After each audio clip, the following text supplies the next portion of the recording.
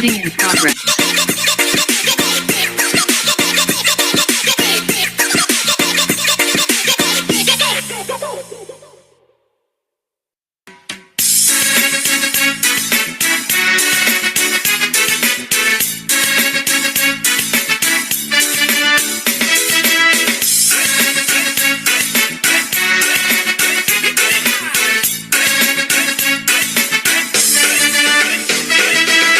Daripada ku simpan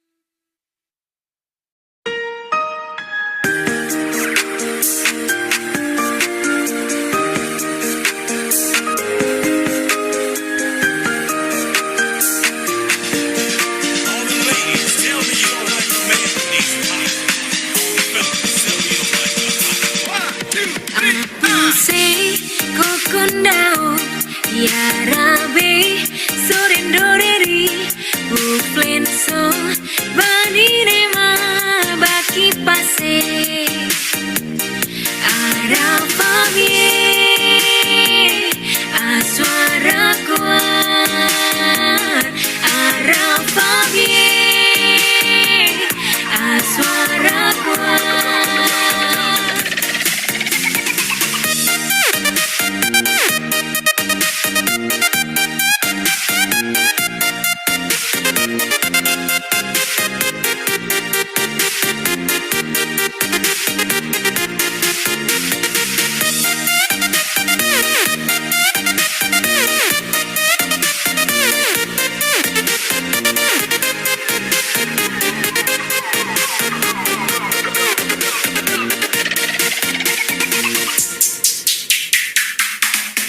Apuse kokondao yarabe sorendoreri uflenso banirema baki pase arafabie aswara kuat arafabie aswara kuat.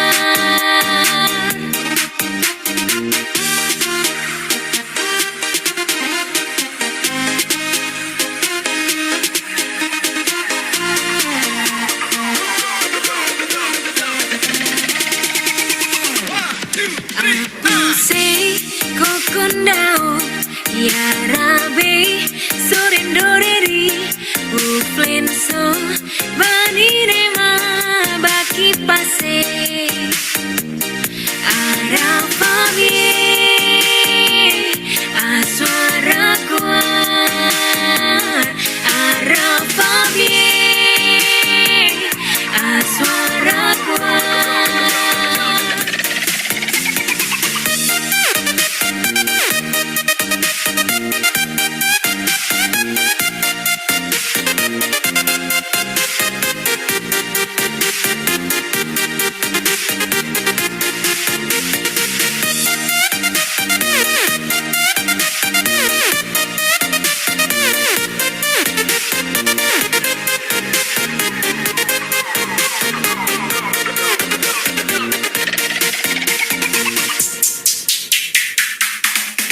Apuse kokondao yarabe sorendoreri uflenso banirema baki pase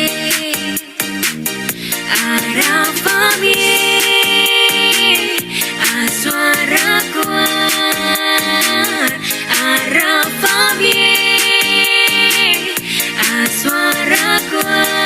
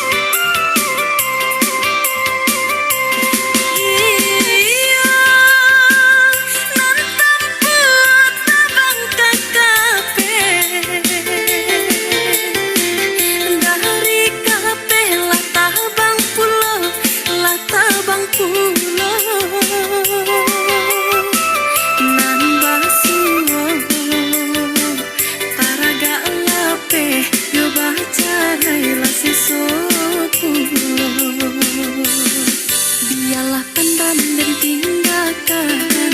Ada ngelap buat dalam sawah, biarlah badan berjauhan.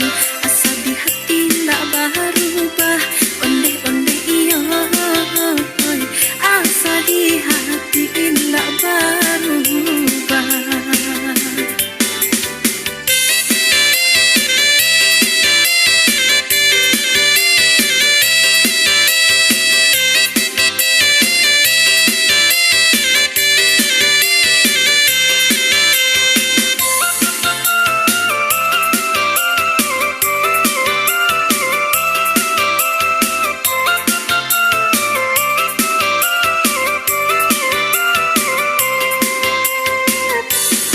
Anak si pasan dalam rimbo, mati digolek-golek batang, nan bapasan kami nanti do.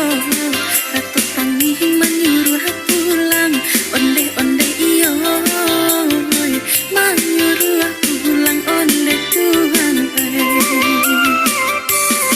Pilih pilih tali rantai, katali sampan di muaro, kirim kiri indah sampai, hatilah membuat kaduanya, onde-onde iyo, hatilah membuat yo kaduanya.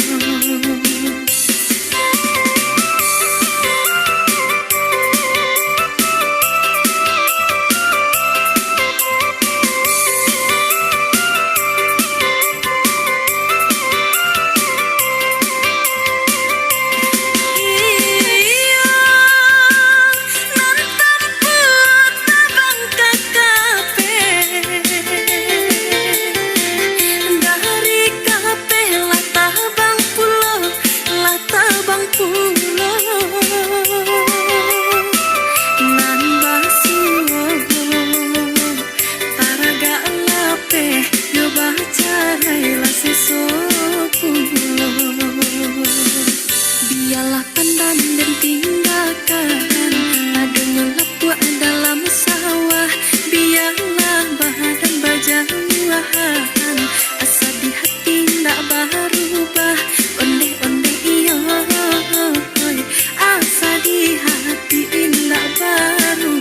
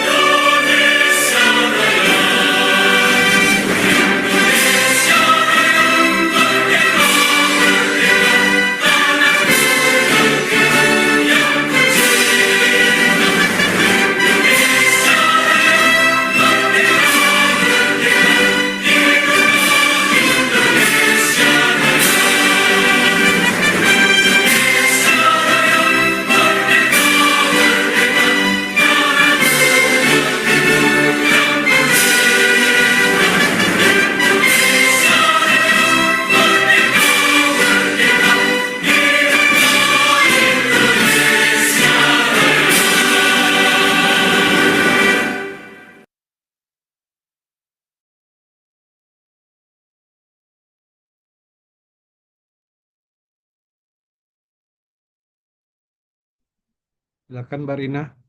Mohon izin Bapak. Assalamualaikum warahmatullahi wabarakatuh. Shalom, Om Swastiastu, Namo Buddhaya. Salam sejahtera untuk kita semua. Selamat siang Bapak dan Ibu peserta webinar. Puji syukur kita panjatkan kehadirat Tuhan Yang Maha Esa, karena atas limpahan rahmat dan karunia-Nya kita dapat berkumpul dalam acara Free Sharing Session Webinar yang diselenggarakan oleh Sempurna Strategi Consulting dengan topik hari ini, bedah sengketa pajak, barang ekspor yang diimpor kembali, dan biaya perbaikan yang dianggap peredaran usaha. Perkenalkan, saya Gusti Ayu Marina Hapsari Putri dari perwakilan SSC Manado yang akan bertugas sebagai moderator dalam webinar pada siang hari ini.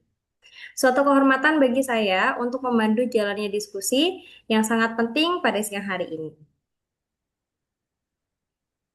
Bapak dan Ibu peserta kegiatan webinar, isu terkait pelakuan pajak atas barang ekspor yang diimpor kembali, serta penentuan biaya perbaikan sebagai peredaran usaha merupakan salah satu sengketa yang sering muncul pada saat pemeriksaan maupun keberatan.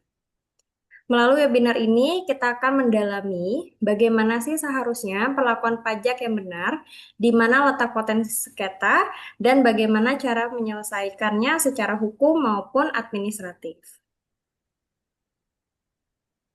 Pada siang hari ini telah hadir bersama dengan kita Bapak Sempurna Bahri. Beliau adalah pimpinan kantor akuntan publik Sempurna Bahri yang juga merupakan praktisi berpengalaman dalam bidang audit, konsultan pajak, serta pengadilan pajak. Beliau telah menangani berbagai sengketa pajak mulai dari tingkat pemeriksaan, keberatan, hingga banding. Oleh karena itu, kita sangat beruntung karena dapat langsung belajar dari pengalaman beliau di lapangan. Baik, tanpa berlama-lama lagi, mari kita sambut narasumber kita, Bapak Sempurna Bahri, untuk menyampaikan materi mengenai topik kita pada siang hari ini, bedah sengketa pajak, barang ekspor yang diimpor kembali, dan biaya perbaikan dianggap peredaran usaha. Mohon izin, Bapak Sempurna Bahri, waktu dan layar kami persilahkan. Ya, Assalamualaikum warahmatullahi wabarakatuh. Terima kasih Mbak Rina. Mbak Rina ini anggota Sempurna Strategi Consulting yang ada di Manado pada saat ini. Ya, Bapak Ibu. Silahkan nanti kalau ada yang di sana, silahkan komunikasi sama beliau. Baiklah, sesuai dengan agenda acara, memang kita melakukan bedah kasus ya. Jadi kasus-kasus ini sangat banyak. Daftar kasus yang ada sekarang ada 47.000 banyaknya. Ini yang saya coba mengenalkan kepada para wajib pajak di Indonesia bagaimana uh, dalil yang dipakai oleh uh, dalil posita dan petitum yang dipakai oleh penggugat dalam hal ini wajib pajak maupun dalil atau alasan dan bukti-bukti dan tuntutan yang diajukan oleh tergugat dalam hal ini DJP dan bagaimana hakim latar belakang hakim memutuskan sengketa tersebut. Jadi sengketa ini sering terjadi, terutama yang apa ya, yang produknya apa eh, ada aset tetapnya yang diekspor untuk perbaikan. Ya, ternyata itu dianggap omset ya oleh Direktorat Jenderal Pajak, berarti pembuktiannya tidak tuntas di saat pemeriksaan maupun di tahap pembatalan STP-nya. Ya, ini yang harus kita lihat seperti apa kasusnya dan kasus ini jenisnya sangat banyak. Ya, ini yang lagi saya pilih untuk saya paparkan setiap minggu. Mudah-mudahan kita saling belajar. Kalau ada kasus itu, mudah-mudahan bisa kita selesaikan di tahap awal di pemeriksaan. Jangan sampai ke pengadilan ya. Karena ke pengadilan itu perjalanan panjang, waktu dan biaya juga. Mudah-mudahan dengan memahami masing-masing kasus ini, di tahap awal mungkin Bapak Ibu bisa menjadikan referensi kasus ini pada saat pemeriksaan. Jadi pola yang sama bisa kita pakai walaupun belum tentu dikabulkan. Ya, baiklah kita akan mulai dengan apanya modulnya.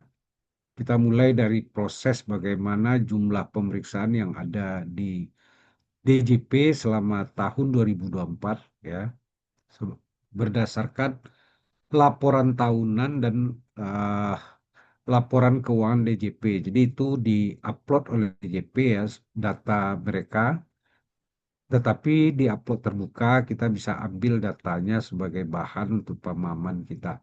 Next, silakan Mbak.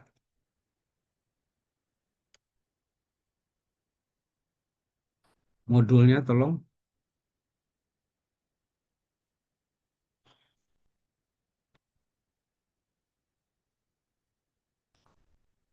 Mbak Asri, tolong modulnya.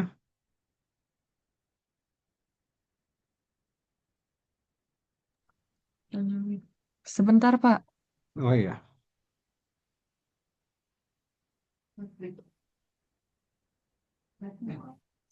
Aduh, materialis. Tuh.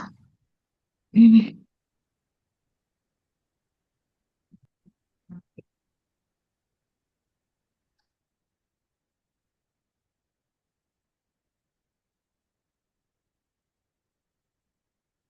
ya. Jadi judulnya adalah beda sengketa pajak, barang ekspor sebetulnya yang digunakan untuk direparasi ya, dan diimpor kembali. Jadi harusnya itu tidak merupakan omset dan biaya perbaikan di tahap pemeriksaan itu dianggap peredaran usaha. Next. Jadi kita mulai dari substansinya ya, beda banding dengan gugatan. Jadi banding ini harus dilakukan paling lambat 3 bulan setelahnya terbitnya keputusan keberatan. Jadi banding ini berawal sebetulnya dari surat ketetapan pajak yang kita tidak setujui atau potongan pemungutan yang menurut kita tidak benar. Nah, ini diajukan keberatan. Setelah terbitnya keputusan keberatan, baru bisa diajukan banding. Jadi kalau banding tanpa ada surat keputusan keberatan tidak bisa. Surat keputusan keberatan ini diterbitkan oleh Kakanwil, ya. Sedangkan gugatan adalah terhadap pelaksanaan penagihan pajak. Penagihan pajak ini menggunakan Undang-Undang Penagihan Pajak dengan surat paksa. Jadi dimulai dengan surat paksa, surat perintah melakukan penyitaan, lelang, pemblokiran rekening, pencekalan. Nah, ini semuanya bisa kita ajukan gugatan. Ini jangka waktunya dalam 14 hari sejak keluarnya surat tersebut. Sedangkan terhadap keputusan lain, ya, keputusan lain ini sangat banyak ya. Apapun yang merupakan keputusan dari instansi atau regulator dalam hal ini DJP, sepanjang itu berdampak terhadap kita sendiri, ya, tapi untuk rame-rame nggak bisa ya, dan mengikat, itu bisa kita ajukan gugatan. Ini waktunya adalah 30 hari sejak tanggal diterima keputusan yang digugat. Kalau lewat dari itu, hak untuk menggugat tidak bisa lagi. Dan gugatan ini tidak ada jangka waktu. Ya, Pak Ibu ya. Jadi maksudnya putusan itu bisa diminta batalkan dulu atau digugat dulu ya. Jadi kalau dibatalkan menggunakan eh, pasal 36 Undang-Undang KUP, sedangkan yang terkait pembetulan itu menggunakan pasal 16 KUP. Sedangkan keputusan lain di luar itu bisa dilakukan kapan saja, ya.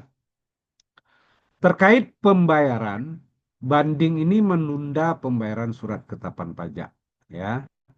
Beda dengan gugatan tidak menunda penagihan pajak. Artinya, bagian penagihan jurusita pajak yang ada di KPP tetap berjalan, walaupun kita masih dalam mengajukan gugatan ke pengadilan pajak.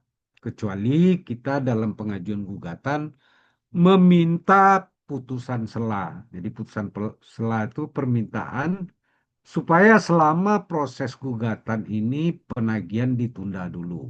Kalau hakim setuju, ya, maka penagihan tidak jalan, ya. Yang C terkait sanksi putusan.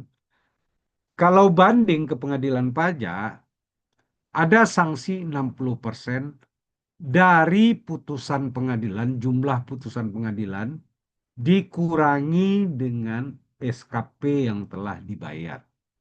Kecuali SKP itu sudah dilunasi semua, sanksi itu berarti 60% kali 0. Ya, tidak ada.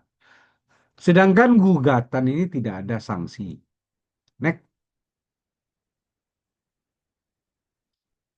Sekarang kita bicara berapa banyak sengketa yang ada selama tahun 2024. Karena uh, laporan kinerja DJP itu baru ada 2024, ya, 2025 belum selesai, belum ada laporan kinerja dan laporan keuangan yang mereka upload, ya.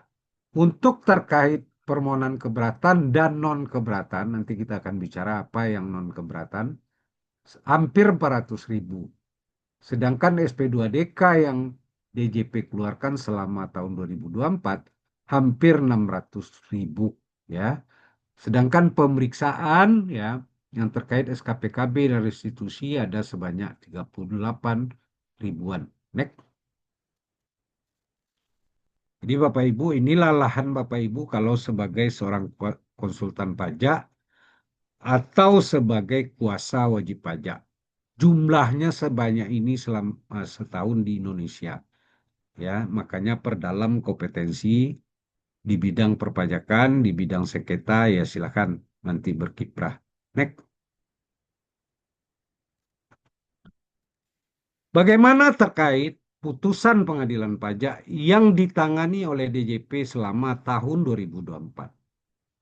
Tahun 2024 banding yang ditangani DJP itu 11 ribuan, gugatan 2.500-an atau 14.000 banyaknya sengketa atau berkas yang mereka tangani, dengan tingkat kemenangan DJP untuk banding itu sekitar 36%, sedangkan gugatan hampir 81%. Jadi di gugatan ini DJP lebih banyak memenangkan, sedangkan di banding tingkat kemenangannya cuma 36%. Jadi tingkat kemenangan ini ada yang dikabulkan seluruhnya, permohonan banding wajib pajak, termasuk dikabulkan ke sebagian, ya.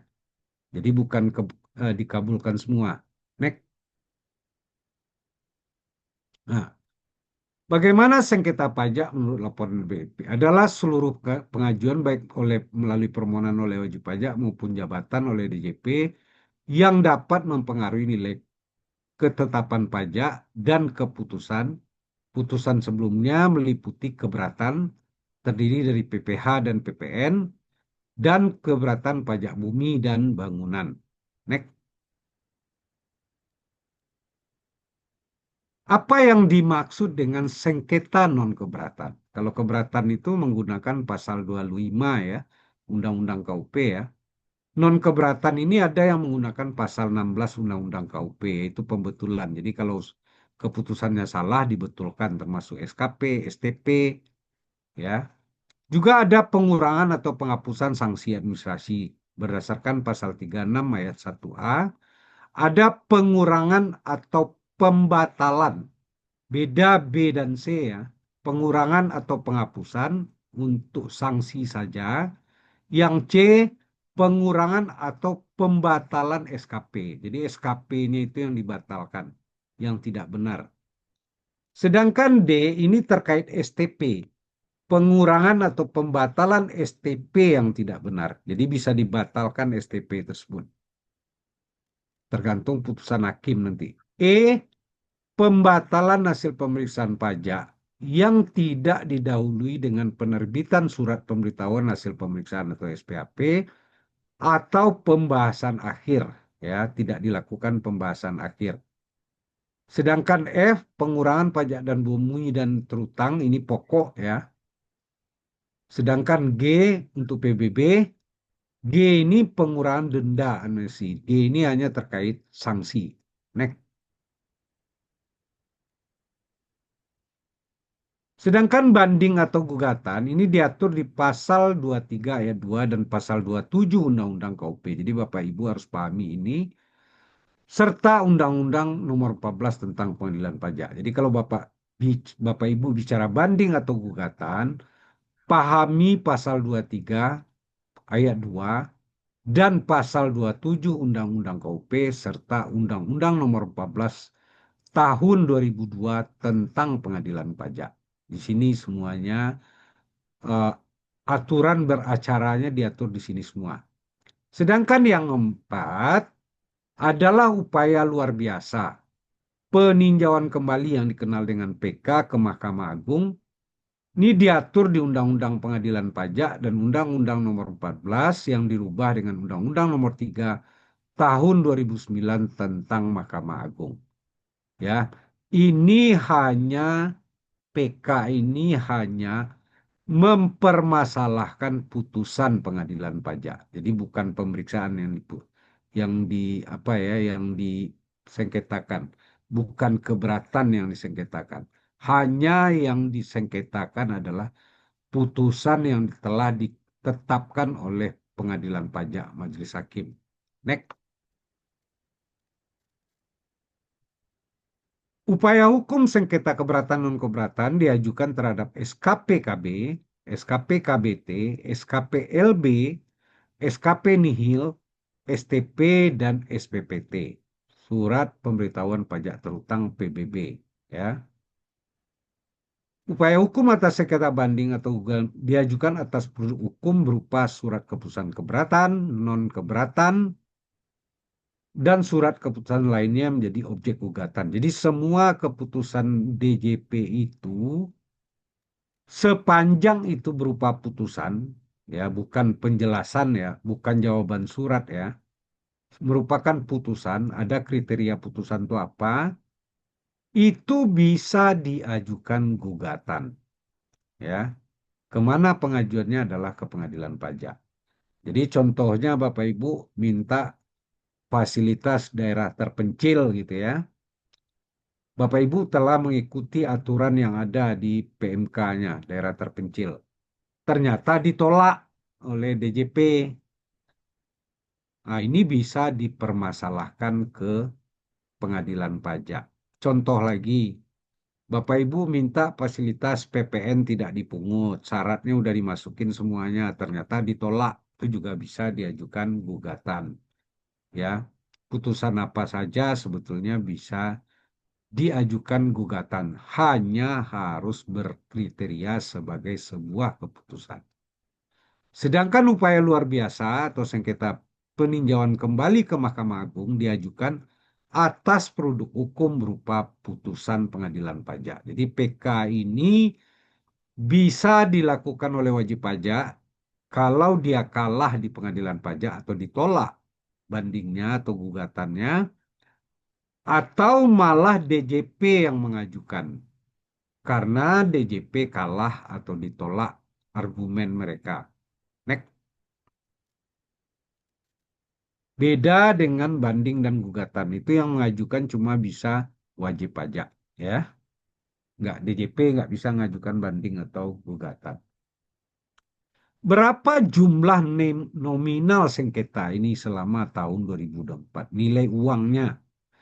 Jumlah ketetapan pajak, keputusan-keputusan diajukan keberatan, non-keberatan, seperti pembetulan, pengurangan, penghapusan, dan pembatalan, banding gugatan dan PK, dan belum diputuskan per 31 Desember 2024 adalah 144.000 putusan ketetapan pajak dengan nilai nominal 148 triliun rupiah dan 1,6 miliar US dolar.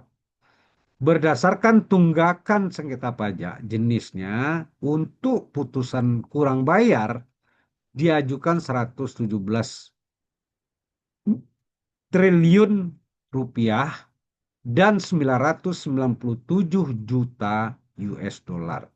Untuk putusan lebih bayar yang diajukan sejumlah 3.487 berkas dengan nilai nominal 31 triliun rupiah dan 654 juta US dollar per 31 Desember 2024. Atas putusan nihil yang diajukan upaya hukum adalah 4 ribuan berkas. Next.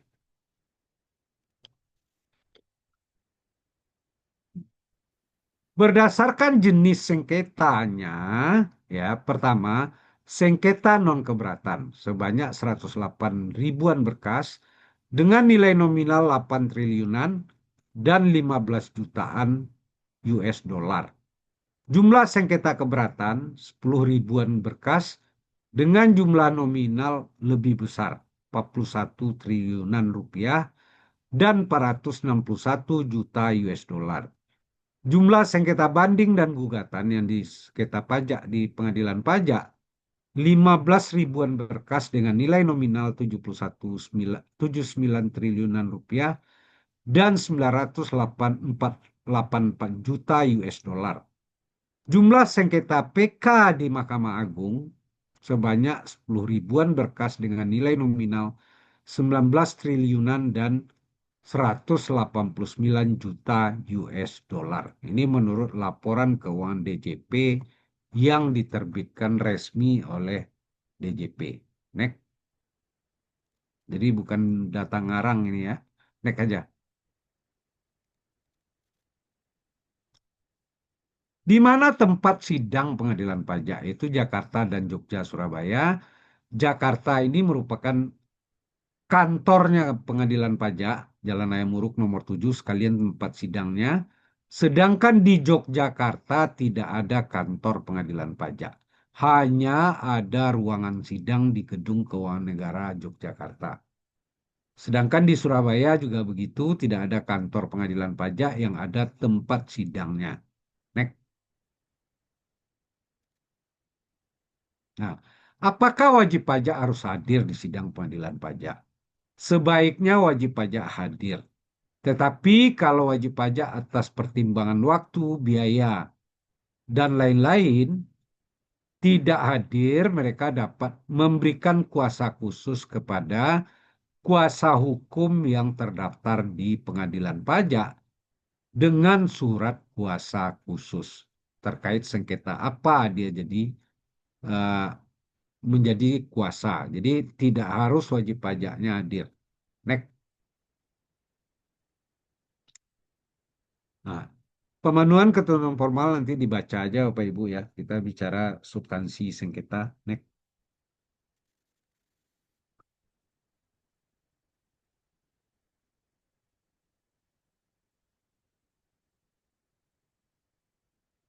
Teks saja yang ini. Kita langsung ke sengketanya saja. Apa yang menjadi pokok sengketa di materi kita hari ini?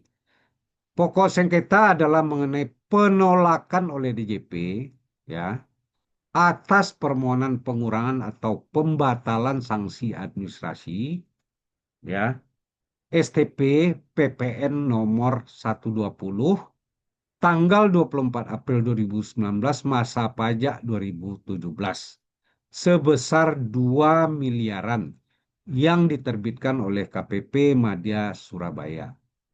Ini maksudnya pakai pasal yang mana yang digunakan? Ini adalah menggunakan pasal 36 ayat 1C diajukan dulu permohonan pengurangan atau pembatalan STP yang tidak benar dijawab oleh DJP dengan menolak permohonan tersebut. Ini harusnya dilakukan 2 kali baru digugat. Jadi ditolak dalam jangka waktu 3 bulan, diajukan permohonan yang kedua, ditolak lagi, baru diajukan gugatan ke pengadilan pajak. Penggugat atau wajib pajak telah dikenakan sanksi administrasi berupa STP PPN berdasarkan pasal 14 ayat 4 Undang-Undang KUP untuk masa pajak April 2017 sebesar 2 miliaran rupiah. STP tersebut diterbitkan berdasarkan hasil pemeriksaan atas kewajiban pajak tahun 2017 di mana KPP Madya Surabaya telah menerbitkan STP untuk masa pajak April 2017. D. KPP Madya Surabaya menyatakan bahwa sanksi administrasi 2% dari dasar pengenaan pajak PPN tersebut timbul dari pendapatan ekspor yang kurang dilaporkan, berarti di SPT masa PPN-nya, dan kesalahan pembuatan faktur pajak atau dokumen yang disamakan dengan faktur pajak pada bulan April 2017, sehingga dikenakan sanksi administrasi sebesar 2 miliaran. Next. Jadi yang sengketa ini harus kita pelajari, ini sengketanya. Bahwa penggugat tidak setuju terhadap surat keputusan penolakan itu dari Kanwil 6270 tanggal 3 Desember yang isinya pada dasarnya menolak pembatalan sanksi STP karena permohonan wajib pajak. Jadi jumlahnya ini ya, DPP-nya ada yang 764 juta dengan denda 15 jutaan, ada DPP-nya 50 miliaran dengan denda senilai 1 miliaran, ada 50,5 juga 1 miliaran dengan total semuanya 2 miliaran. Alasan dari penggugat, denda sebesar yang 15 dari koreksi peredaran usaha yang belum dilaporkan, tergugat menyatakan bahwa terdapat peredaran usaha yang belum dilaporkan sebesar 764. Jadi DPP ini belum dilaporkan. Yang menyebabkan pengenaan sanksi pasal 14 sebesar 15 jutaan rupiah. Dengan rincian,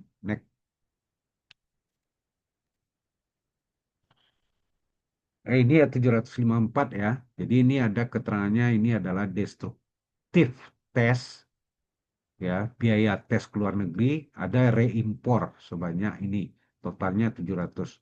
Dapat penggugat jelaskan bahwa rincian tersebut adalah ekspor ke luar negeri terkait dengan kegiatan jasa yang dilakukan di luar negeri dengan uraian pertama. Ini adalah kegiatan ekspor barang yang akan diimpor kembali dan ekspor barang untuk tes kerusakan atau destructive test yang dilakukan penggugat bukan merupakan penjualan atau peredaran usaha. Penggugat adalah perusahaan jasa yang dalam penyelenggaraan jasanya memerlukan support atau dukungan dari pihak lain di luar negeri yang pada pelaksanaan penggugat melakukan ekspor barang untuk dilakukan perbaikan di luar negeri, kemudian akan diimpor kembali, di mana atas kegiatan tersebut dianggap sebagai penyerahan barang ekspor oleh DJP atau tergugat. Dapat penggugat sampaikan bahwa informasi terkait dengan jenis tujuan ekspor atas barang yang akan diimpor kembali telah jelas terdapat pada PEB. Jadi sudah dijelaskan bahwa ini barang yang untuk diimpor kembali, sehingga seharusnya tergugat tidak melakukan koreksi atas kegiatan ekspor atas barang yang akan diimpor kembali tersebut sebagai bagian penjualan, karena nilai tersebut mencerminkan nilai perolehan jasa perbaikan di luar negeri yang telah sesuai dengan yang seharusnya, yaitu sebesar jasa atau nilai impor kembali berdasarkan PIB. Jadi nilai PIB-nya dengan PIB-nya sama. Next.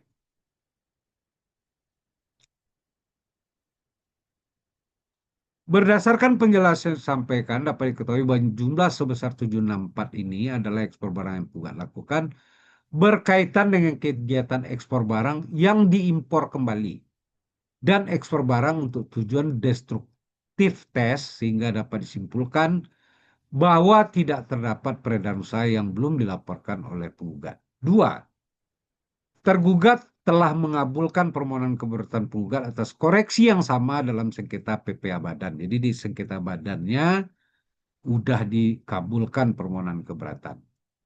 Bahwa tergugat juga artinya dalam terkait PPA Badan udah diakui bahwa barang itu diimpor kembali.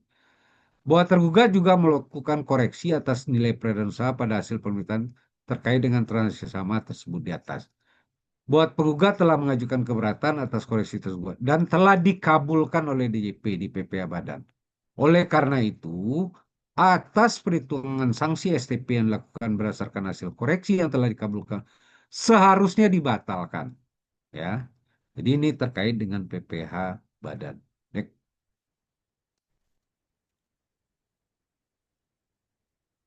Ada denda sebesar 2 miliaran dari koreksi karena nilai DO, delivery order, di luar PPN yang berbeda dengan nilai PEB yang terkait. Tergugat melakukan koreksi dan mengenakan denda dalam bentuk STP karena nilai DP PPN atas penyalahan yang terdapat pada delivery order berbeda dengan nilai PEB dengan detail sebagai berikut.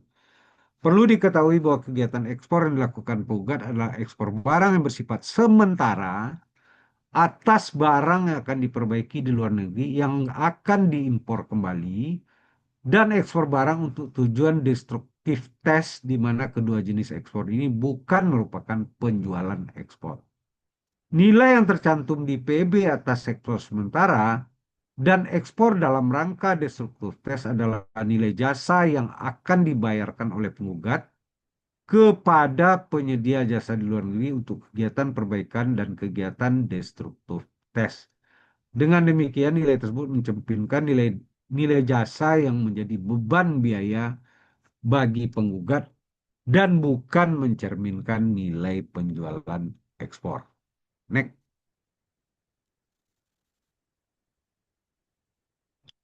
Di sisi lain, dapat penggugat jelaskan bahwa nilai DO akan selalu berbeda dengan nilai PEB yang terkait karena nilai delivery order mencerminkan nilai pesanan dari customer yaitu pemilik turbin, yaitu barang yang diperbaiki, PPN, PLN, IP, dan lain-lain. DO dari customer ini merupakan pesanan kepada penggugat yang nantinya akan mencerminkan nilai pendapatan bagi penggugat karena akan menjadi dasar untuk pembuatan tagihan invoice dari penggugat kepada pelanggan customer pada saat pekerjaan telah selesai. Sedangkan nilai PEB mencerminkan nilai jasa yang akan dibebankan atau ditagihkan oleh penyedia jasa di luar negeri, Jepang, kepada penggugat. Nilai PEB mencerminkan nilai jasa dari luar negeri yang pengerjaannya dilakukan di luar negeri. Bahwa dengan demikian faktur pajak yang diterbitkan oleh penggugat telah sesuai dengan ketentuan dalam pasal 1 Undang-Undang PPN angka 7 dan angka 8 tentang dasar pengenaan pajak PPN berupa nilai penjualan atau harga jual. Next. Kesimpulan bahwa berdasarkan penjelasan di atas, penggugat menyimpulkan surat gugatan telah memenuhi seluruh ketentuan formal pengajuan gugatan diatur dalam pasal 40 dan 41 Undang-Undang Pengadilan Pajak. Jadi pengajuan gugatan itu harus mengacu ke pasal 40 dan 41 Undang-Undang Pengadilan Pajak ya. Kalau tidak memenuhi syarat, gugatan itu tidak bakalan diterima formalnya. Dua, keputusan penolakan oleh tergugat atas permohonan pembatalan atas STP yang diajukan oleh penggugat adalah tidak tepat, sehingga harus dibatalkan karena penerbitan faktur pajak telah sesuai dengan ketentuan perundang-undangan perpajakan. Oleh karena itu, dasar penolakan terhadap permohonan pembatalan atas STP tidak sesuai dengan peraturan perundang-undangan perpajakan yang berlaku. Next. Apa tuntutan dari penggugat atau wajib pajak? Ya, tadi kesimpulan menyatakan bahwa gugatan dapat diterima karena telah memenuhi seluruh ketentuan formal. Dua, mengabulkan seluruhnya gugatan diajukan oleh penggugat atas keputusan tergugat yang menolak permohonan penggugat. Dan tiga, membatalkan penerbitan surat keputusan penolakan DJP nomor KEP 062 tanggal 3 Desember tentang pembatalan ketetapan pajak atas SCP berdasarkan pasal 36 ayat 1 huruf C karena permohonan wajib pajak yang isinya menolak permohonan pembatalan STP. Next.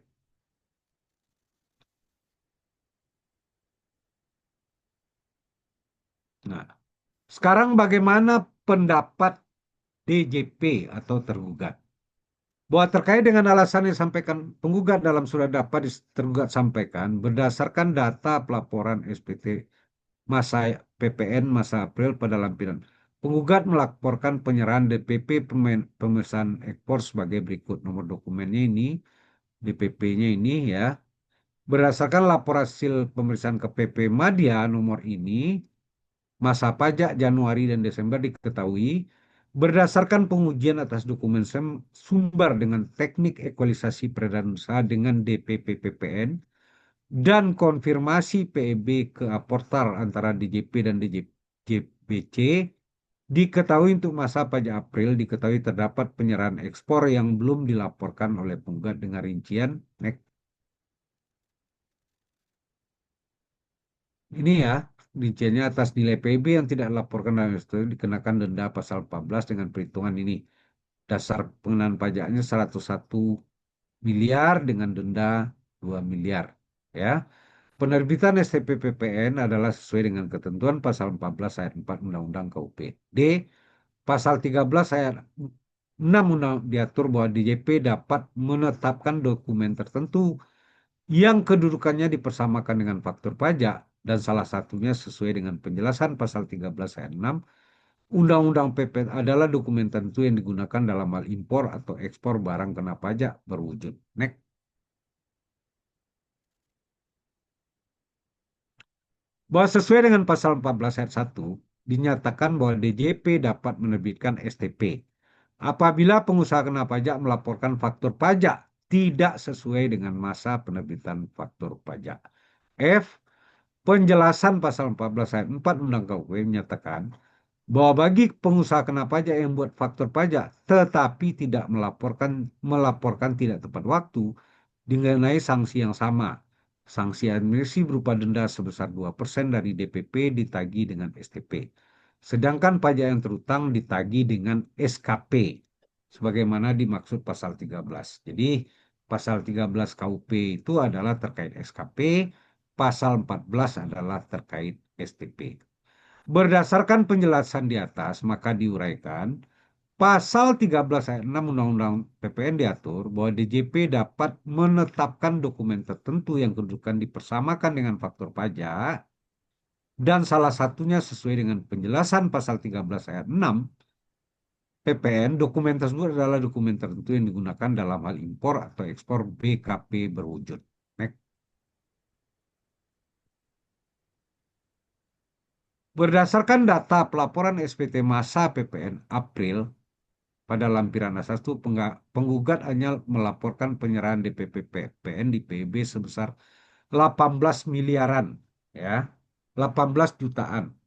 Berdasarkan data pelaporan SPT di atas, penggugat tidak melaporkan data PIB seluruhnya.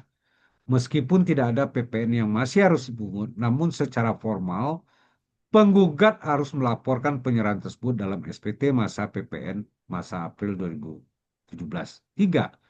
Penjelasan pasal 14 ayat 4 mengamanatkan apabila pengusaha kena pajak yang buat faktur pajak tetapi melaporkannya tidak tepat waktu, dikenai sanksi administrasi berupa denda sebesar 2% dari DPP ditagih dengan STP. 4.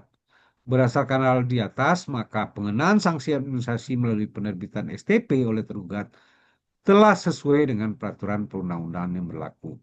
Next. Apa kesimpulan dari tergugat? Surat gugatan penggugat nomor 850 memenuhi ketentuan pasal 32 ya, Undang-Undang KUP dan pasal 41, pasal 40 Undang-Undang Pengadilan Pajak. Jadi surat gugatan penggugat menurut mereka telah memenuhi syarat formal. B. Surat keputusan DJP nomor KEP 06720 tanggal 3 Desember tentang pembatalan ketetapan pajak atas SPP berdasarkan pasal 36 ayat 1 huruf C karena permohonan wajib pajak diterbitkan sesuai dengan data dan ketentuan yang berlaku. Jadi menurut DJP, mereka telah mengeluarkan putusan sesuai dengan ketentuan. Next. Bahwa berdasarkan uraian di atas, maka diusulkan oleh DJP atau tergugat kepada pengadilan pajak untuk menolak surat gugatan penggugat dan tetap mempertahankan surat keputusan KEP 06720 penolakan tersebut tentang pembatalan ketetapan pajak atas SPP berdasar pasal 36 karena permohonan atas nama PT Power System Service Indonesia. Next. Pembuktian silakan aja nggak usah dijelaskan ya. Next. Next pembuktian nggak usah. Next. Nah, sekarang pertimbangan majelis hakim pengadilan pajak dalam mengabulkan gugatan. Terkait kewenangan dan ketentuan formal dan ini kita skip aja, Bapak Ibu bisa baca dari modulnya nanti ya. Next, kita poin pentingnya aja. Apa pertimbangan hakim. Ini nggak usah dibaca, ini pengulangan ya pokok sengketa.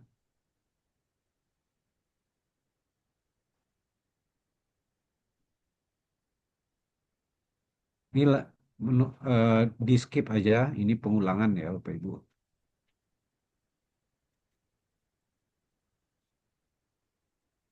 Bahwa dalam persidangan peroleh fakta sebagai berikut. Sanksi administrasi atas STP masa April sebesar 2 miliar sekian merupakan sanksi yang diterbitkan berdasarkan pasal 4 ayat 4. Menurut tergugat atau DJP, sanksi administrasi adalah 2% dari DPPPN dari pendapatan ekspor yang kurang dilaporkan.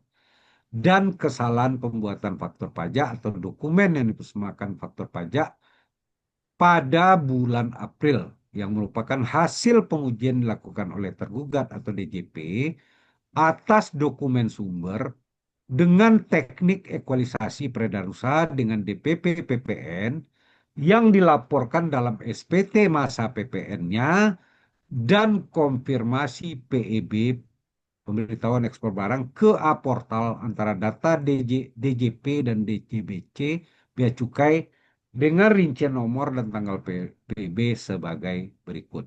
Next.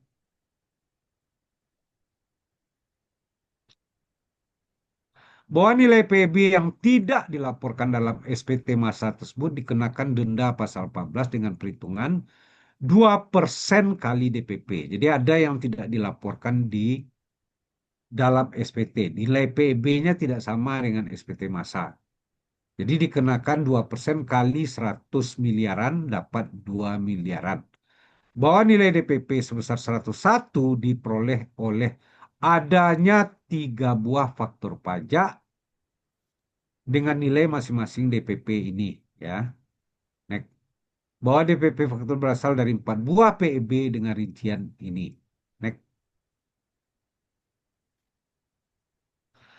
Bahwa berdasarkan pemeriksaan terhadap dokumen pendukung yang disampaikan ke gugat berupa delivery order pelanggan, dan ini PT Indonesia Pelanggan untuk melakukan destructive test atau perbaikan, dalam hal ini DO nomor ini tanggal 11 April, terakhir diubah dengan 021 DO ini tanggal 18 Desember. 2. Contract of Purchase dengan nomor PO ini tanggal 30 Maret, diubah dengan PO ini tanggal 7 Desember, dan PO 0174 tanggal 6 Desember kepada vendor ke Mitsubishi Corporation. Next. Dokumen terkait ekspor untuk diimpor kembali yang dikeluarkan DJBC. Ini surat kantor Bea Cukai Tanjung Perak nomor ini, kantor Bea Cukai Pabean Tanjung Perak nomor 395-3594, Madya Pabean Tanjung Perak S172, pemberitahuan impor barang nomor ini yang D, pemberitahuan impor barang nomor ini yang E, dan keputusan Kepala KPBC Madya Pabean Juanda nomor KEP 49 tentang pemberian izin impor kembali atas barang yang telah diekspor dengan mendapatkan pembebasan masuk kepada PT ini. Next.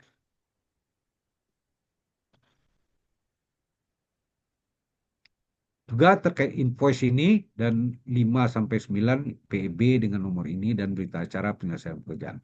Diperoleh penjelasan bahwa kegiatan ekspor yang dilakukan penggugat adalah ekspor barang yang bersifat sementara atas barang yang akan diperbaiki di luar negeri yang akan diimpor kembali dan ekspor barang untuk tujuan destruktif tes. Adapun alur transaksi yang dilakukan penggugat dimulai dengan diperolehnya delivery order untuk perbaikan produk, pembuatan kontrak of purchase, pengiriman barang ke vendor, ditambah dengan dokumen ekspor untuk diekspor kembali, pengirim barang yang telah diperbaiki, plus dokumen reimpor, pembuatan dan pemberian berita acara pemeriksaan dan serah terima pekerjaan, pengembalian dokumen berita acara dengan tanda terima dokumen penerbitan invoice dan faktur pajak. Next. Bahwa nilai ekspor sebesar 764 jutaan kepada Mitsubishi ini dan IG Diamond Service merupakan ekspor ke luar negeri terkait dengan kegiatan jasa yang dilakukan di luar negeri yang dilakukan penggugat sebagai perusahaan jasa yang dalam penyelenggaraan jasanya memerlukan support atau dukungan dari pihak lain di luar negeri yang pada pelaksanaannya penggugat melakukan ekspor barang untuk perbaikan di luar negeri kemudian akan diimpor kembali yang dimana atas kegiatan tersebut dianggap sebagai penyerahan oleh tergugat. Jadi barang itu sebetulnya mau diimpor kembali tapi dianggap penyerahan oleh tergugat atau DJP. Bahwa informasi terkait dengan jenis tujuan ekspor atas barang yang akan diimpor terdapat pada bukti fisik PIB dengan nilai yang telah sesuai sebesar jasa atau nilai impor kembali berdasarkan PIB. Jadi nilai ekspor sama dengan nilai impor. Pengadilan pajak dapat meyakini bahwa jumlah sebesar 764 juta ini adalah ekspor barang yang penggugat lakukan berkaitan dengan kegiatan ekspor barang yang akan diimpor kembali dan ekspor barang untuk tujuan destruktif tes sehingga tidak terdapat peredaran usaha yang belum dilaporkan oleh penggugat. Next.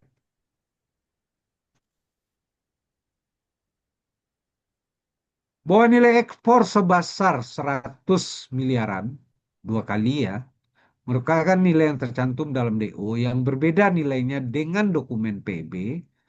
Nilai yang tercantum di PB atas ekspor sementara dan ekspor dalam rangka destruktif adalah nilai biaya pemanfaatan jasa yang akan dibayarkan oleh penggugat kepada penyedia jasa di luar negeri untuk kegiatan perbaikan dan kegiatan destruktif tes. Jadi bukan penyerahan barang ya, nilai biaya. Nilai tersebut mencerminkan nilai perolehan jasa atau pemanfaatan jasa dari luar negeri yang akan menjadi beban biaya bagi penggugat dan bukan mencerminkan nilai penghasilan atau penjualan ekspor. Dengan demikian, nilai DO berbeda dengan nilai PB yang terkait. Karena nilai PB mencerminkan nilai jasa yang akan dibayarkan kepada vendor atau supplier sebagai penyedia jasa di luar negeri Jepang, sedangkan nilai DO akan sama dengan invoice dan faktur pajak keluaran yang akan ditagihkan kepada pelanggan atau customer. Bahwa berdasarkan data fakta atau penjelasan diperoleh dalam persidangan tersebut, pengadilan pajak meyakini bahwa kedua jenis ekspor yang dilakukan penggugat bukan merupakan penjualan ekspor, namun merupakan penyerahan atas ekspor barang yang akan diperbaiki di luar negeri yang nantinya akan diimpor kembali. Nilai yang tercantum di PB atas ekspor sementara dan ekspor dalam rangka destruktif tes adalah nilai biaya pemanfaatan jasa yang akan dibayarkan oleh penggugat kepada penyedia jasa luar negeri untuk kegiatan perbaikan dan kegiatan destruktif tes dan bukan nilai penjualan atau harga jual barang. Next. Bahwa faktor pajak yang terbitkan oleh penggugat telah sesuai dengan ketentuan dalam pasal 1 Undang-Undang PNAK 7 angka 8 tentang dasar pengenaan pajak PPN dan dengan mencantumkan nilai biaya pemanfaatan jasa yang akan dibayarkan oleh penggugat kepada penyedia jasa di luar negeri yang nilainya berbeda dengan nilai pembelian yang tercantum di PEB. Dalam kegiatan usaha penggugat, PEB tidak mencerminkan nilai pendapatan atau penjualan, melainkan mencerminkan nilai perolehan atau pembelian jasa perbaikan yang dilakukan di luar negeri melalui pengiriman barang dengan cara ekspor sementara atau ekspor testing atau destruktif test.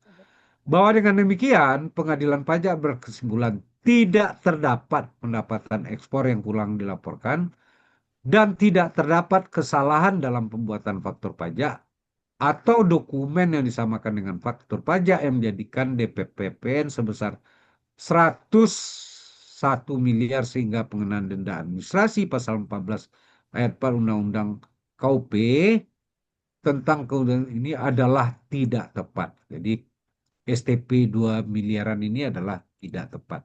Next. Bahwa mengacu dengan pasal ini, maka pengadilan pajak berketetapan untuk mengabulkan permohonan gugatan penggugat atas keputusan DJP nomor Cap 6270. Menimbang bahwa atas hasil pemeriksaan dan persidangan pengadilan berkesimpulan untuk menggunakan kuasa pasal 80 ayat 1 tentang pengadilan pajak, memperhatikan Undang-Undang Nomor 14 tentang dan peraturan perundang yang terkait, NEK, mengabulkan seluruhnya gugatan penggugat. Baiklah Bapak Ibu, ini paparannya. Silakan kalau ada yang bertanya. Kembali ke Mbak Rina. Mohon izin Bapak. Terima kasih kami sampaikan kepada Bapak Sempurna Bahari atas pemaparan yang sangat komprehensif dan juga membuka wawasan untuk kita semua. Selanjutnya, kita akan memasuki sesi tanya jawab, di mana bagi Bapak Ibu peserta kegiatan webinar pada sore hari ini yang ingin bertanya, silakan dapat menuliskan di kolom komentar atau menggunakan fitur raise hand untuk bertanya secara langsung. Kami akan membacakan dan mengatur alur pertanyaan agar diskusinya berjalan efektif. Mohon izin Bapak, ini di kolom komentar ada yang bertanya terlebih dahulu dari Ibu Salomo Depi dan Pak Didik. Tapi di layar Pak Didik juga raise hand, jadi nanti pertanyaannya bisa langsung dibacakan pada saat sudah selesai dengan sesinya Ibu Salomo ya Bapak Didik. Mohon izin Pak Pur, ini pertanyaan dari Ibu Salomo Depi. Izin bertanya, jika perusahaan X mengirimkan barang ke luar negeri untuk diperbaiki, kemudian barang yang sama diimpor kembali, apa argumen kita yang paling kuat untuk membuktikan bahwa biaya perbaikan tersebut bukan peredaran usaha, tetapi pengeluaran yang menambah nilai barang? Dalam sengketa pajak, bagaimana WP dapat membuktikan bahwa reimport bukan merupakan transaksi penyerahan barang sehingga tidak menimbulkan PPN keluaran, dan apa resiko kelemahannya? Mohon izin Pak Pur. Ini kan dijelaskan Bu ya. Jadi ada PPN jasa luar negeri ya untuk perbaikan dan ada yang berupa barang. Ya, kalau barang berarti artinya barang yang dikeluarkan dengan yang dimasukkan berarti barangnya sama. Itu ada di PIB dan ada juga di PIB. Jadi ketahuan kecuali barang yang dikirim 10 yang baliknya 8. Nah, itu berarti kan ada penjualan dua tuh. Jadi dengan membandingkan PIB dengan PIB. Itu Bu ya. Seperti kasus yang terjadi. Baik Bapak, mohon izin, ini di layar ada Pak Dik yang raise hand. Mohon izin Ibu Asti boleh di-unmute untuk Bapak Dik.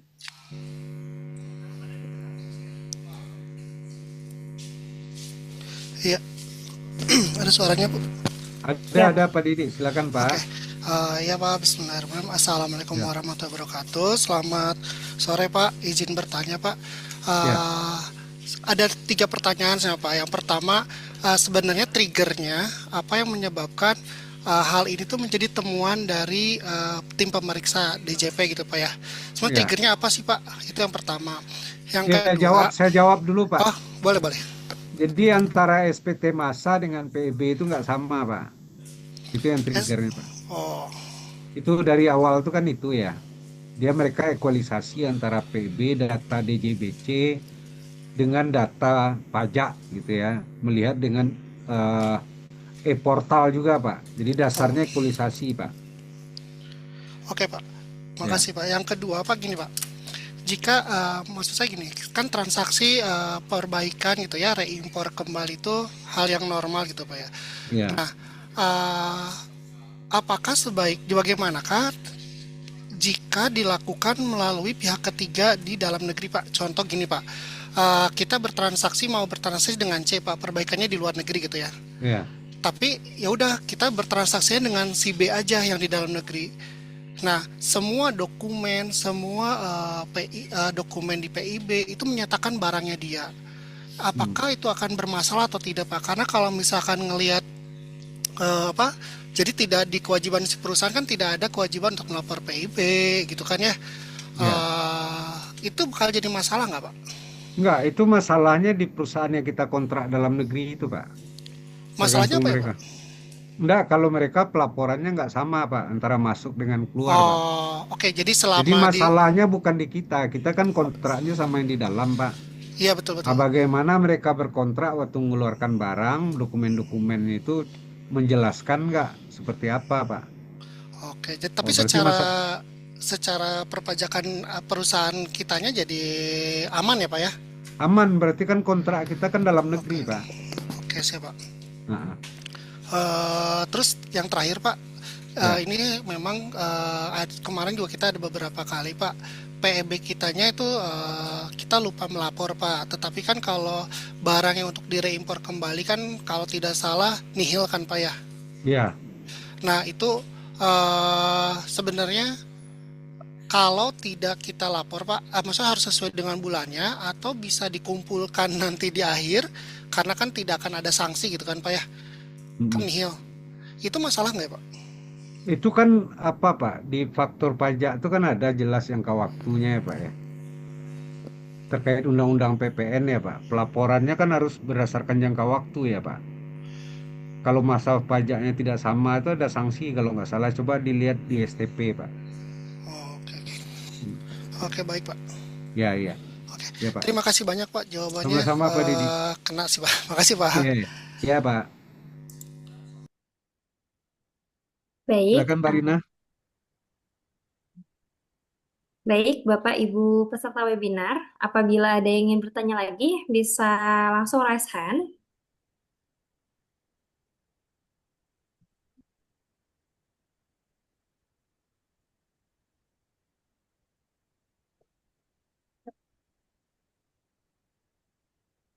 Mohon izin Bapak, ini di kolom komentar ada Ibu Salomo Devi bertanya kembali, dalam kasus di mana barang yang diekspor ternyata diganti dengan barang serupa oleh pihak luar negeri, bagaimana otoritas pajak menilai apakah ini masih reimpor atau justru transaksi jual beli terselubung?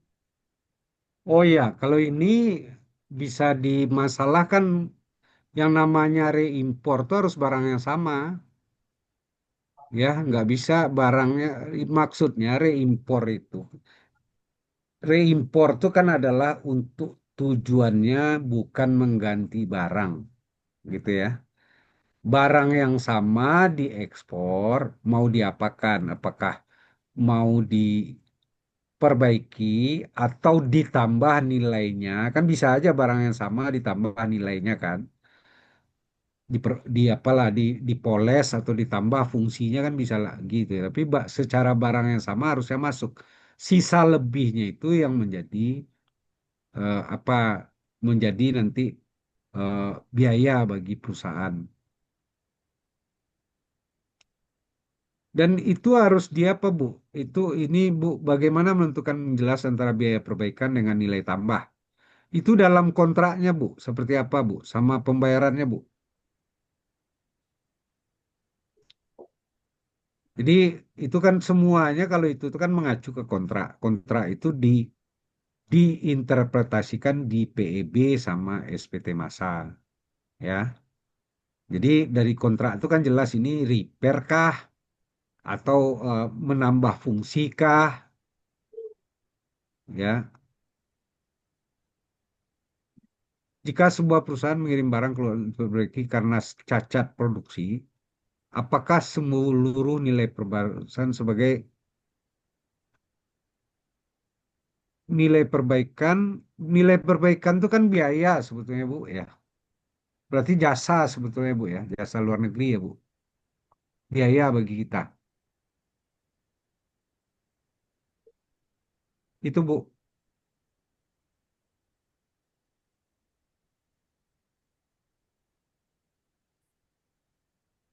cukup jelas Bu.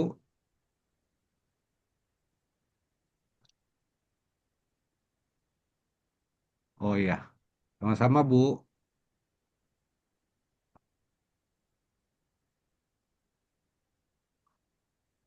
Mohon izin Pak Pur, ada pertanyaan tambahan. Apakah interpretasi DJP bahwa biaya perbaikan merupakan peredaran usaha sejalan dengan asas substance over form dan ketentuan ekspor impor dalam Undang-Undang PPN dan Undang-Undang Kepabeanan? Apa? Mohon izin Pak Pur, ini ada pertanyaan tambahan. Apakah interpretasi DJP bahwa biaya perbaikan merupakan peredaran usaha sejalan dengan asas substance over form dan ketentuan ekspor-impor dalam Undang-Undang PPN dan Undang-Undang Kepabeanan? Ya Bu, sebetulnya itu kan artinya bisa saja Undang-Undang PPN dan UU KPBN itu berbeda Bu ya.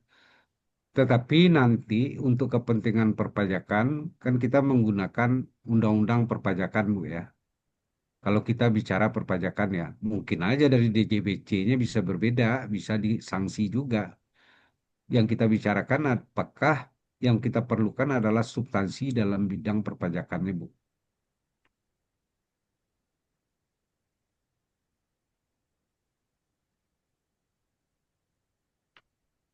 Baik Pak Pur, ini ada pertanyaan di kolom komentar dari Ibu Yeyen. Selamat siang Pak, saya Yeyen mau bertanya terkait ekspor jasa. PO dari luar negeri, tetapi jasa kami dilakukan di Indonesia. Tagihan menggunakan nama pihak luar negeri. Pertanyaannya, apakah transaksi tersebut bisa disebut sebagai ekspor jasa?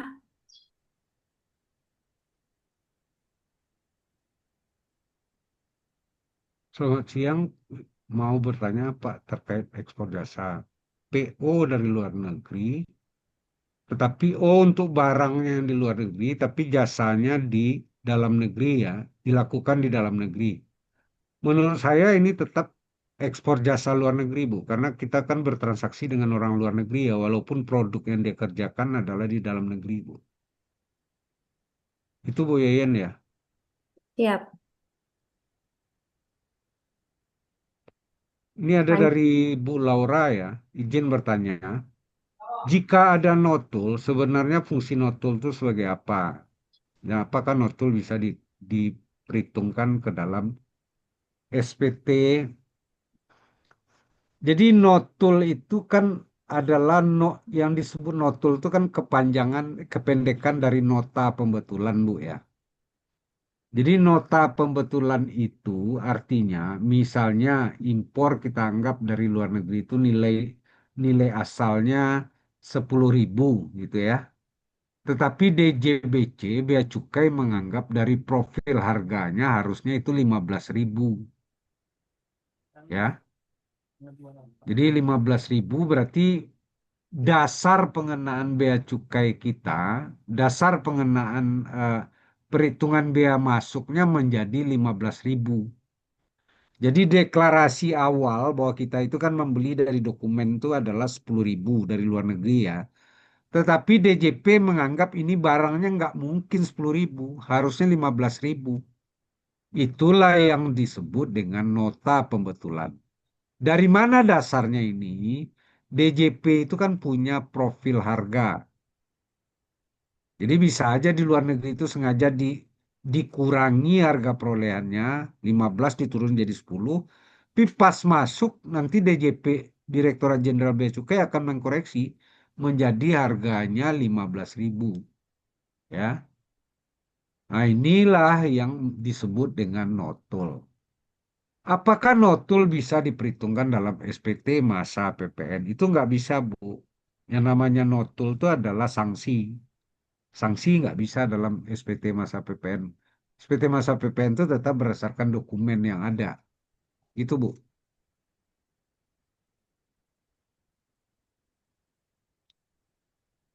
Terkait dengan siapa Ibu Salomo Devi ya.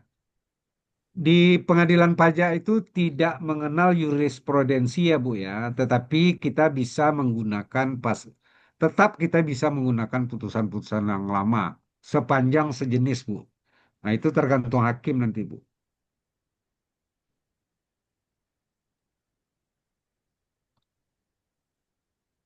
Mohon izin Bapak, di kolom komentar ada pertanyaan tambahan dari Ibu Ana.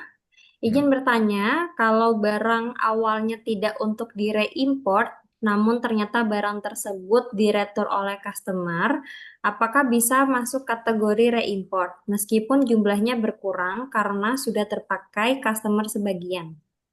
Itu retur Bu, bukan reimpor Bu. Jadi kalau reimpor tuh sengaja dari awal ya untuk apa ya untuk perbaikan ya. Kalau ini kan retur berarti kan ada PPN masukan, ada PPN keluarannya Bu. Yaitu transaksi biasa Bu.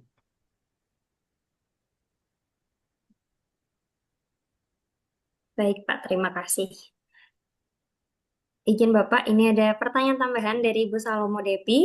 Izin bertanya, Pak, apakah penambahan komponen minor oleh pihak luar negeri, misalnya penggantian spare part kecil, dapat dikualifikasikan sebagai perubahan bentuk yang membuat barang tidak lagi dianggap barang yang sama untuk keperluan pembebasan PPN reimport? Ya Bu, pada dasarnya itu kan sebetulnya adalah apa ya ekspor untuk apa Bu ya?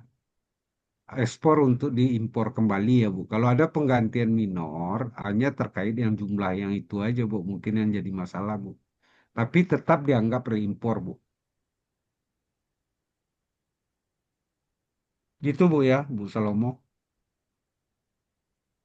Karena yang dimaksud ekspor untuk diimpor kembali ini, itu di awalnya kita harus deklarasikan itu kuncinya. Kalau tidak dideklarasikan pertama ya dianggap ekspor biasa.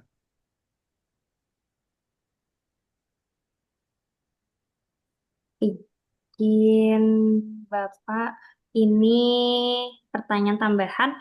Dokumen apa yang paling krusial untuk membuktikan bahwa biaya yang ditimbul dari luar negeri bukan merupakan imbalan atas penyerahan barang atau Mana, jasa? mana, mana, mana. Cepat. Di kolom komentar dari Ibu Salomo Depijen.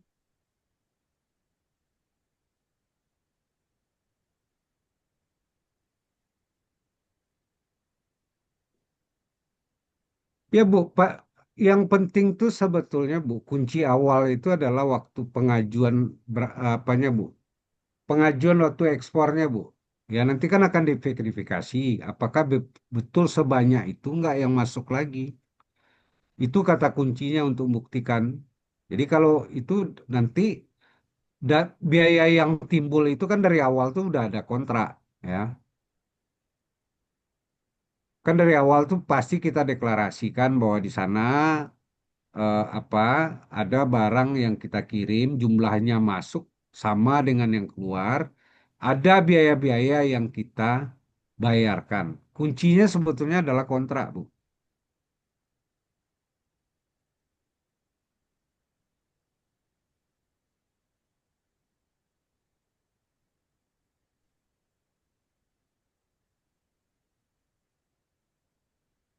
Baik, Bapak. Ini di kolom komentar ada pertanyaan baru dari Pak Muhammad Priyantarno.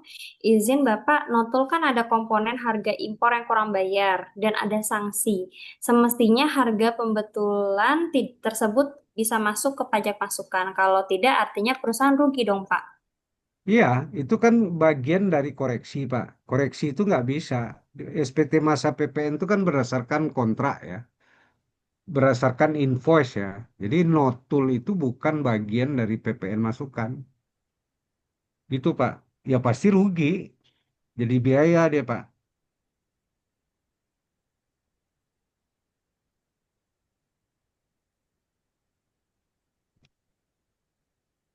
Baik, Bapak, Jadi izin ini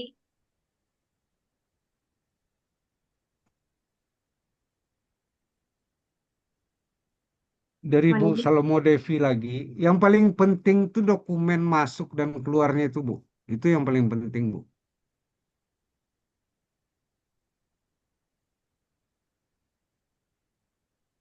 Ya, ada lagi Bapak Ibu?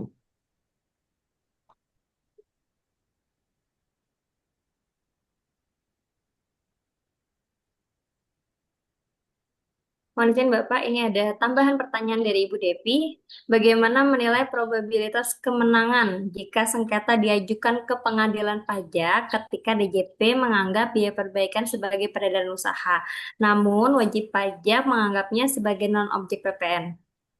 Ya Bu, saya jujur aja juga nggak tahu berapa banyak kasus seperti ini Bu ya. Tapi yang saya dengar banyak ya. Ini salah satu yang saya cek ya.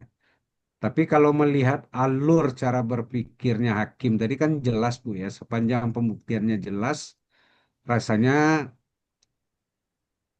rasanya sesuai dengan yang terjadi di kasus ini, Bu. Gitu ya, Bu. Jadi satu sengketa itu bisa aja apa? Majelis kan banyak di pengadilan pajak itu ada 40-an ya. Bisa aja berbeda-beda apanya putusannya, tapi kelihayan kita lah membuktikan nanti. Itu Bu dengan data dan fakta serta argumen yang kita bangun.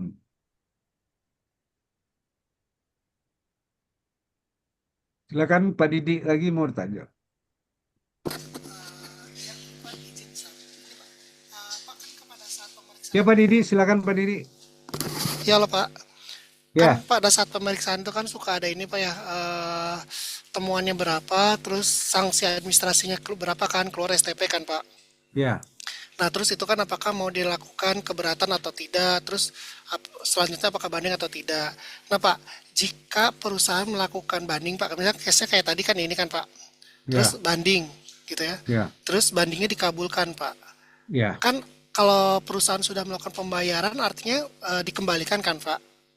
Hmm. Nah, untuk sanksinya, Pak, untuk sanksinya itu apakah secara otomatis dikembalikan atau harus dibikin surat atau pengajuan ke DJP Pak? Karena pada saat pengadilan kan biasanya kan yang disengketakan adalah yang objeknya kan Pak, Pokok, pokoknya kan? pokok ya. Iya pokoknya kan Pak. Nah Ya, sedang padahal pada saat keberatan kan atau keberatan atau pemeriksaan itu kan ada STP kan Pak, tuh ada sanksi administrasi kan Pak. ya. Nah itu dikembalikan nggak ya Pak? Dikembalikan dong kalau udah dibayar. Nah maksudnya apakah secara otomatis atau si Udah diminta, WP. Pak. Diminta, Pak. Oh diminta, jadi berdasarkan Diajukan. oh diajukan. Walaupun Iya, waktu di pengadilan nggak disampaikan yang iya. disengketakan hanya pokok ya Pak. Iya, jadi kalau sengketa di pengadilan itu kan terkait pokok, Pak. Mm-mm, Kalau SKP ya, yang disengketakan artinya kalau ke pokoknya naik, otomatis sanksinya naik kan. betul. Kalau pokoknya turun, sanksinya turun. Nah, jadi sekarang waktu dia keluar, nanti ada tindak lanjut putusan pengadilan pajak itu, Pak. Kan putusan pengadilan pajak itu kan sampai ke KPP, Pak ya. Nah, nanti Oke. ada tindak lanjut putusan itu, Pak. Ada suratnya dari KPP nanti itu, Pak. Oh, berarti si perusahaan follow up atas sanksi yang pernah kita bayarkan ya Iya, Pak ya. iya, iya. Oke, makasih ya Pak. Ya, yang Bu Lisa itu beda, Bu ya. Kalau kita ekspor bahan baku keluar dan impor kembali itu bukan ekspor untuk reimpor, tuh sama dengan jual beli, Bu. Atau apa istilahnya kalau eh, ada istilahnya saya lupa tuh ya. Jadi kayak barangnya semuanya dari kita tapi diproduksi di luar.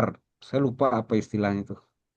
Itu beda lagi, Bu. Itu bukan ekspor untuk dari impor, Bu. Itu sama ekspor biasa, Bu.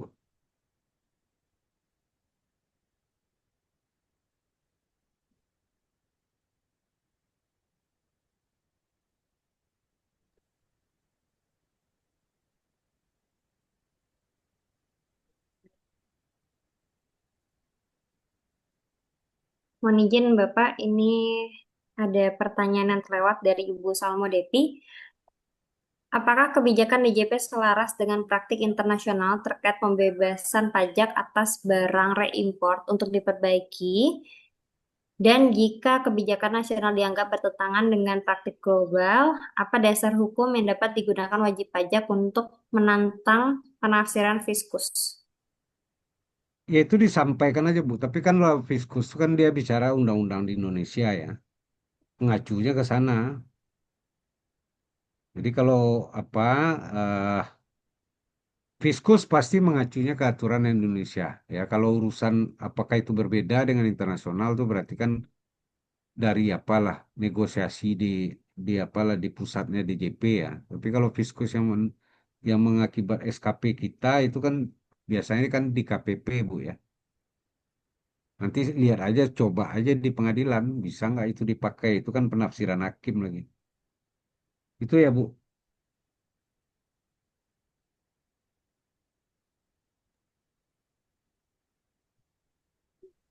Izin siap. Mohon izin Bapak dan Ibu, ada... Oke, terima kasih Pak Bahri, kata Ibu Salomo Depi.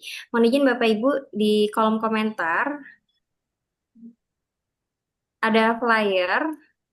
Kami menginformasikan bahwa Sempurna Strategi Consulting menghadirkan pelatihan berupa persiapan ujian profesi akuntan publik dan pelatihan komprehensif setara brevet A dan B, serta persiapan USKP. Jika Bapak dan Ibu peserta webinar berminat, bisa menghubungi nomor telepon yang ada di flyer di kolom komentar, atau kami sebutkan di 0812 1168 8488.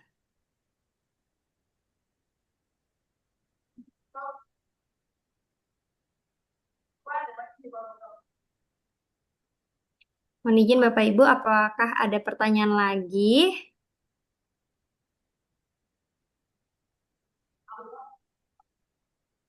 Kalau nggak ada, lanjutin pertemuan berikutnya aja, Mbak. Baik, mohon izin Bapak dan Ibu peserta webinar, saat ini kita sebelum menutup acara, mari kita abadikan momen kebersamaan kita melalui foto bersama secara virtual. Mohon izin Bapak dan Ibu bisa dapat menyalakan kamera. Kami juga minta bantuan kepada tim Sempurna Strategi Consulting untuk memandu dalam pengambilan gambar. Oke, baik Bapak Ibu, silakan dibuka dahulu kameranya.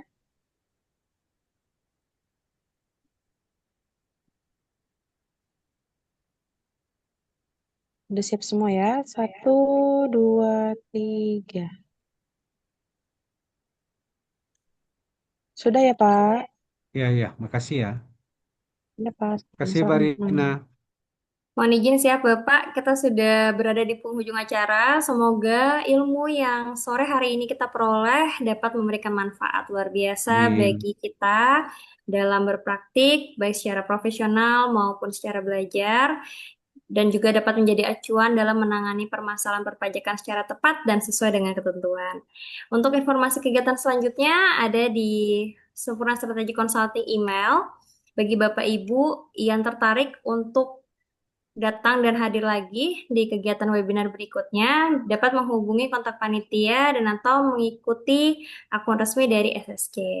Demikian, saya Gusti Ayu Marin Hapsari Putri, selaku moderator, mohon pamit undur diri. Sampai jumpa pada webinar berikutnya. Wassalamualaikum warahmatullahi wabarakatuh. Shalom, Om Santi Santi Santi Om. Salam kebajikan. Terima kasih. Kasih ya, Mohon Mbak izin Rina. Bapak. Salam sehat ya, Rina. Siap, Sehat izin ya, Bapak. selalu ya. Keluarga Ya, ya. izin Bapak. Sehat buat kita semua. Nah.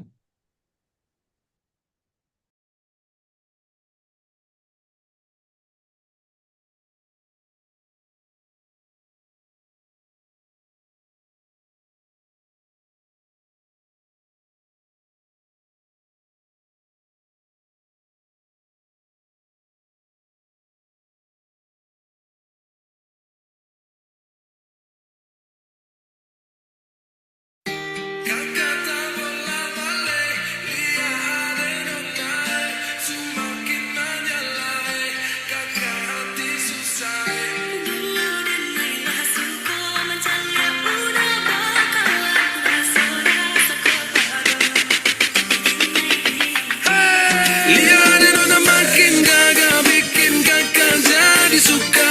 Dulu ada rambut kepan dua, sekarang rambut merah-merah. Kakak lihat ada tambah manis, pulang rantau dari mana? Aduh ada nona jantan lalu pasang gaya depan kakak. Kakak jadi jatuh kakak tak bola balik. Lihat ada nona semakin menyala kakak hati susah ada bikin kakak mete. Tidur malam bola balik sejak kakak lihat aduh Tuhan ampuni.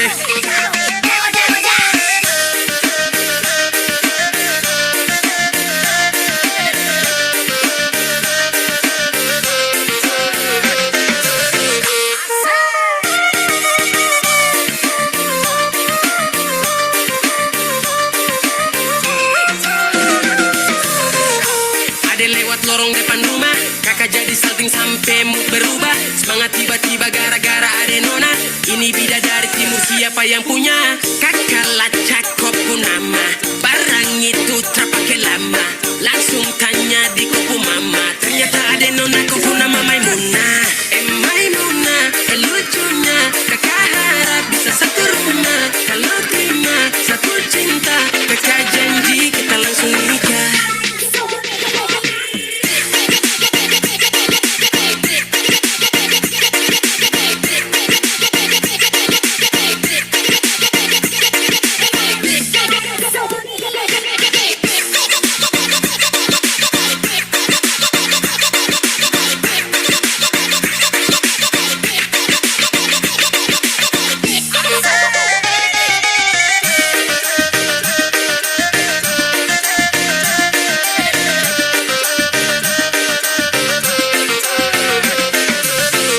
Ombe udah jenglah ba itu bana. Deneko indah lah nang sarupo itu. Dek hanya takut manjalia udah.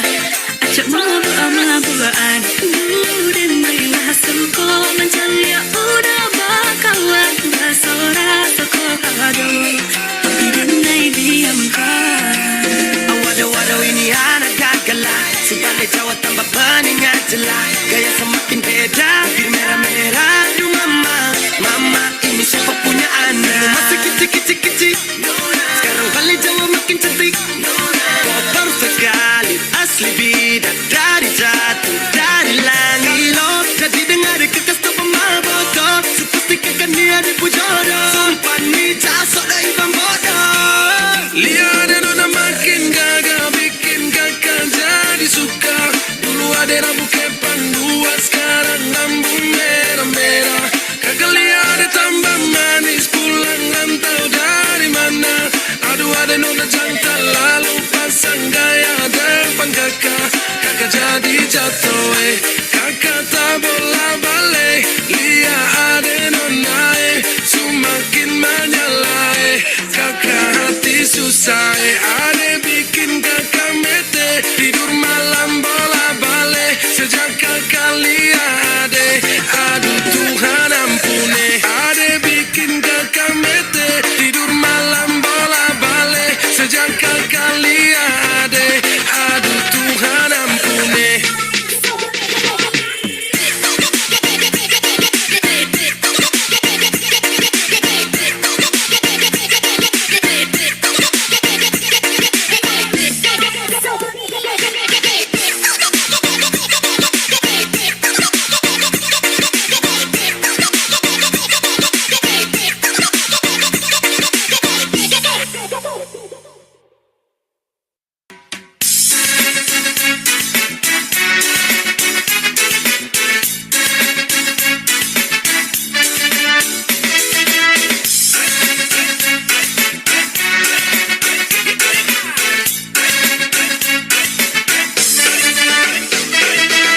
Daripada ku simpan jadi rindu,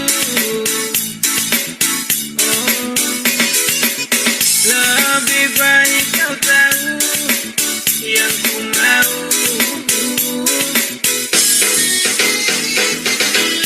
Memang ku suka kamu, memang aku sayang kamu. Beri tanda, jangan kau malu-malu. Tak usah ragu-ragu, nona manis. Kalau tidak setuju dalam hati,